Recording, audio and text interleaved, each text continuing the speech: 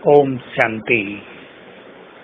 बाबा कर हमें माया जीत और प्रकृति जीत बनाते हैं, और जब हम इन्हें जीत लेते हैं तो ये हमारे सेवाधारी बन जाते हैं।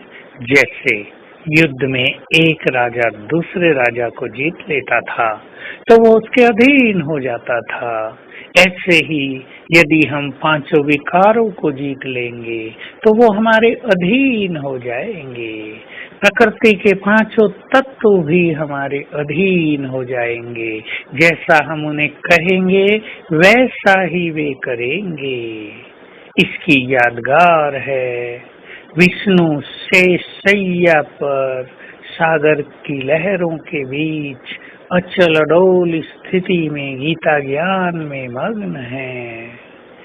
पांचों विकारों रूपी नागों को अपने वश कर लिया है। प्रकृति भी वश है। प्रकृति को वश वे कर सकते हैं जो देह से न्यारे होने की प्रैक्टिस करते हैं। ये देह भी एक प्रकृति है। इस देह पर राज करने वाले प्रकृति पर भी राज कर लेते हैं, और देह पर राज करना माना स्वराज्य अधिकारी बनना, कर्मेंद्रियों को अपने अधीन कर लेना और सेकंड में देह भान से न्यारे हो जाना, अशरीरी हो जाना।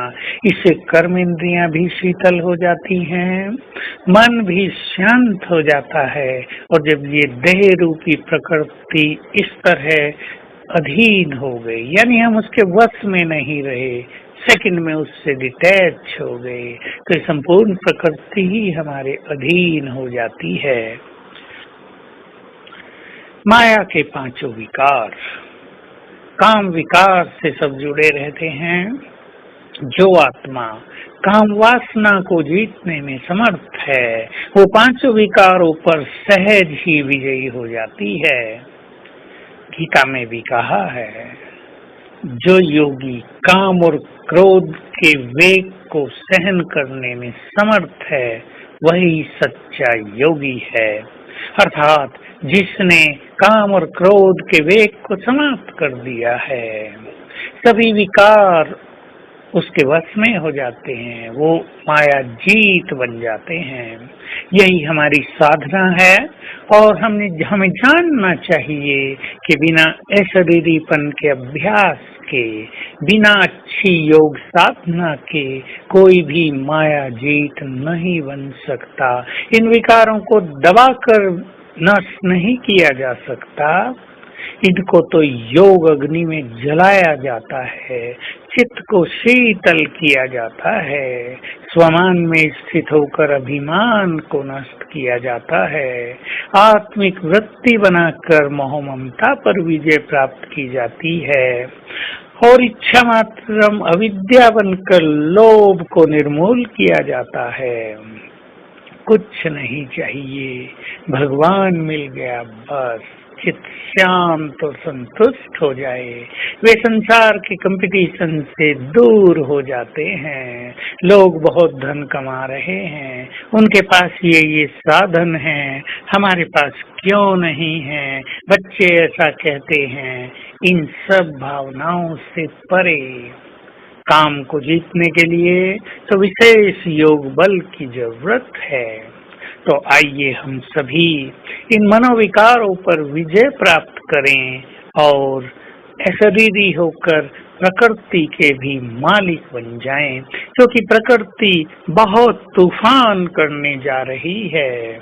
उसमें बहुत बड़ा परिवर्तन होगा, उसे भयंकर परिवर्तन कह सकते हैं। सब ऊपर का नीचे, नीचे का ऊपर हो जाएगा। सागर आकाश सब की लोकेशन बदल जाएंगी। ग्रह, बहुत सारे स्टार सब की लोकेशन बदल जाएगी, सब प्योरीफाई हो जाएंगे। तो बहुत बड़ा परिवर्तन अब होने जा रहा है इस सृष्टि पर, और हमें माया जीत और प्रकृति जीत बनकर प्रकृति को बहुत अच्छे वाइब्रेशंस देने हैं। तो आज सारा दिन हम अभ्यास करेंगे, मैं विजयी रतन हूँ, परम पवित्र आत्मा हूँ, प्रकृति की मालिक हूँ, माया जीत हूँ, माया जीत और प्रकृति जीत हूँ। और बहुत अच्छा अभ्यास करेंगे। सेकंड में मैं आत्मा अशरीरी होकर उड़ गई परम धाम अपने प्रियतम के पास, उसको टच किया, उसके वाइब्रेशंस लिए और देह में वापस। ओम शांति।